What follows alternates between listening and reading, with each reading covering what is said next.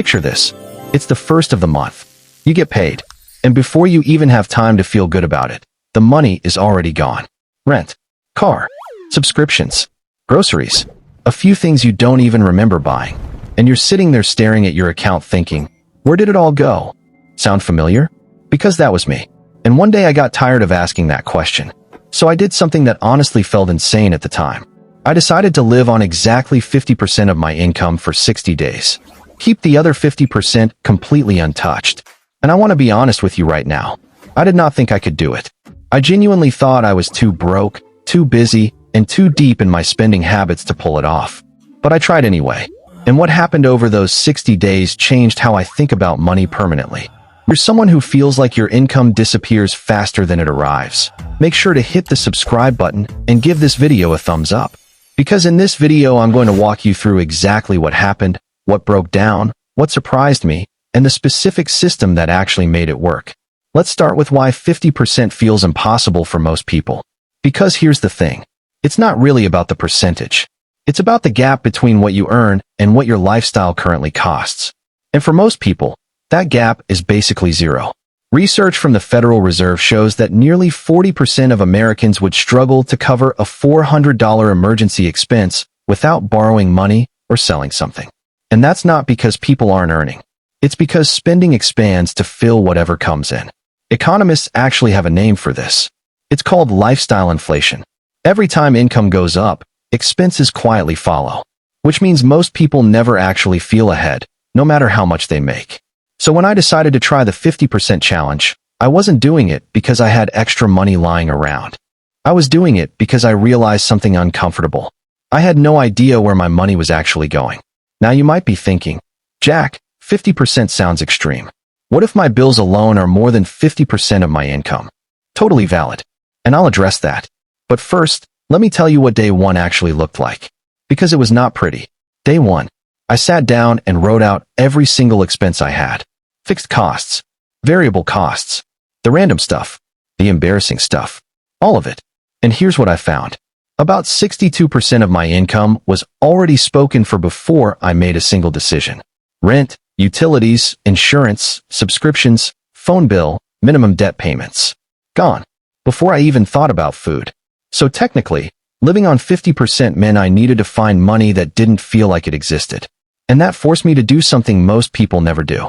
Get brutally honest about what was actually necessary versus what had just become normal. Here's what most people don't realize. There's a massive difference between fixed expenses and assumed expenses. Fixed expenses are things you genuinely cannot change short-term. Rent, loan minimums, utilities. Assumed expenses are things you've been paying so long they feel fixed but aren't. That streaming service you haven't opened in 3 months. The gym membership that became a monthly donation. The subscription boxes, the premium apps, the auto renewals you forgot about. When I went through my statements line by line, I found $187 per month in assumed expenses. Things I was paying for on autopilot. Gone. That was the first win. And it came from doing something that takes about 45 minutes and costs nothing. Week 1 lesson. Most people don't have a spending problem. They have a visibility problem. You cannot cut what you cannot see. Now here's where it gets really interesting. By week 2, I hit my first wall. And I want to talk about this honestly, because most people who share financial challenges skip the hard parts with social pressure.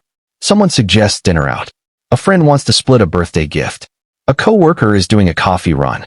And suddenly your budget isn't just a personal choice. It becomes a social negotiation. And I was not prepared for how uncomfortable that felt. Because saying no to spending doesn't just feel like discipline. It can feel like exclusion. Like you're opting out of your own life. And here's what I learned. This feeling is the real reason most budgets fail. Not math. Emotion. Specifically, the fear of missing out combined with the desire to feel normal. So I had to get creative fast. Instead of saying no to everything social, I started proposing alternatives. Coffee at mine instead of the cafe. Cook together instead of eat out. Free events instead of paid ones. And something surprising happened. Most people didn't actually care about the location. They cared about the connection. The money was almost incidental. That realization alone was worth 60 days of discomfort. Week 2 lesson. Your social environment is either your biggest budgeting ally or your biggest threat. Design it intentionally. By week 3, something shifted. The initial discipline phase started feeling less like restriction and more like a game. And I want to tell you why that matters psychologically. When you start winning small, your brain recategorizes the behavior. It stops feeling like sacrifice and starts feeling like identity. I wasn't someone who was broke and cutting corners. I was someone running an experiment, someone in control. That identity shift is incredibly powerful because behavior follows identity, not willpower. And I started noticing things I'd never paid attention to before. How often I bought food out of laziness, not hunger. How many things I purchased for the feeling of buying, not the thing itself. How much of my spending was really just stress relief wearing a price tag. Here's the real math from my 60 days. Month 1, I kept 48% of my income. Close to the goal, but not perfect. Month 2, I hit 51%. And here's what that money became. Emergency buffer, fully funded. First real investment contribution. And for the first time in years, I ended a month with more money than I started with. That sounds simple. But if you've never experienced it, you don't realize how much of your stress disappears when that happens. Because it's not just about the dollars. It's about the proof. Proof that you are capable of this. Proof that your financial situation is not permanent. Proof that the next 60 days can look completely different from the last 60. Now let's talk about the system. Because inspiration without a system is just motivation that fades. Here's exactly what made the 50% challenge work. Step 1. Calculate your real 50%. Take your monthly take-home pay. Not gross, take-home. Divide it by 2. That is your spending limit. Everything else is untouched. Step 2. Automate the split immediately. On payday, before you touch anything, transfer 50% into a completely separate account. A different bank if possible. Out of sight is genuinely out of mind. This is not a trick. It's environmental design. Your brain spends what it sees. So show it less. Step 3. Categorize what remains. Your 50% spending budget needs 3 buckets. Non-negotiables, which are rent, utilities, transport, minimum debt payments. Needs, which are groceries, basic personal care, health. Flex, which is everything else. And here is the rule. Non-negotiables get paid first. Needs get paid second. Flex gets whatever is left. Most people do this in reverse. They spend flex money first, and then panic when non-negotiables hit. Step 4. Hunt your assumed expenses. Go through 3 months of bank statements. Highlight every recurring charge. Ask one question for each. Would I sign up for this today? If the answer is no, cancel it. Do this before anything else because it finds money without changing your behavior. Step 5. Add one income move. Cutting a loan has a ceiling. So during the 60 days, I added one small income stream. Nothing complicated. A few hours of freelance work. A weekend gig. Selling things I didn't use. The goal wasn't to get rich.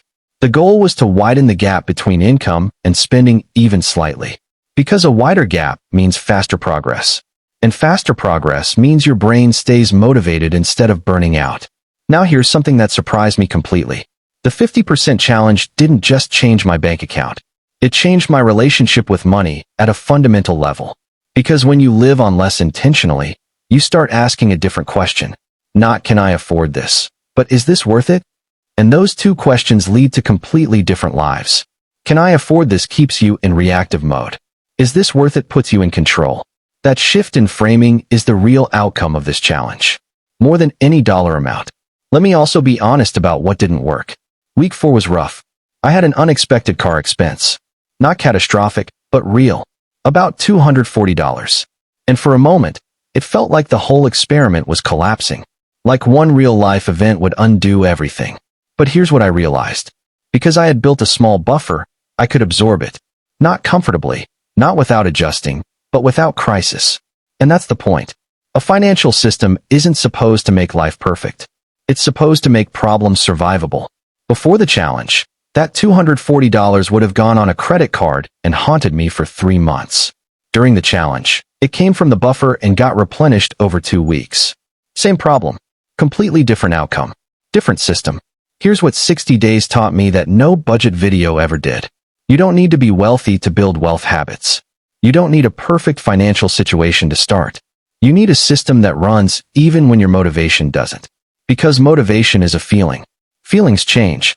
Systems don't. So here's your challenge. Not 60 days. Not even 30 days. Just 7 days. For the next 7 days, track every single dollar you spend. Every coffee, every transfer, every random click and buy. Don't judge it. Don't change it yet. Just see it. Because visibility is where every financial transformation starts. You cannot fix what you refuse to look at. And then, if you want to take it further, try the 50% challenge yourself. Start with 1 month. See what you find. See what shifts. Because I promise you, it will not just be your bank account that changes. If this video helped you think differently about your money, hit subscribe and drop a comment below. Tell me one assumed expense you just realized you're still paying for. Because the moment you see it, you can change it. And that moment might be closer than you think.